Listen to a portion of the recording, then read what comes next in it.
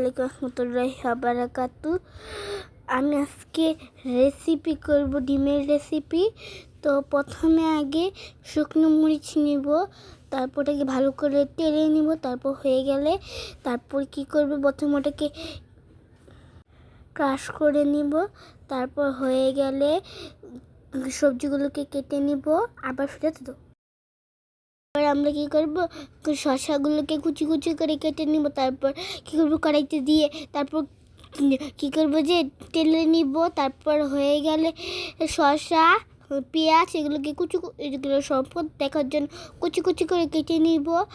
তারপর ডিমটা সিদ্ধ হচ্ছে।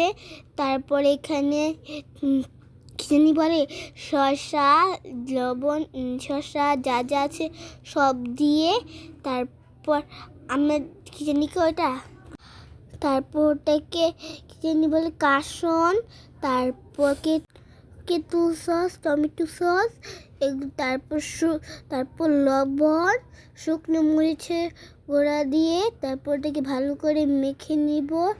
তার হয়ে গেলে তারপর আমরা এটাকে ভালো করে লাড়াচাড়া একটু দিয়ে একটু খেয়ে টেস্ট করব। যদি হয় তারপর কী করব যে ওইখানে কিছুটা লবণ আবার দিয়ে দিল। ও তারপর ওটাকে ভালো করে আবার করে নিল, মিশিয়ে নিল। তারপর আবার খেয়ে দেখলো কীরকম। তারপর খেয়ে দেখার পরে দেখে ভালো হলো। এখন আমরা ডিমের ভিতরে দিয়ে দিলাম ভালো করে দিয়ে আমরা আরেকটা ডিমকে কুচি করে কেটে নিব, মানে হালকাভাবে কেটে নিব। ওটার ভিতরে আবার ওগুলো দিয়ে এগুলো দিয়ে দিব যা মাখিয়েছিলাম।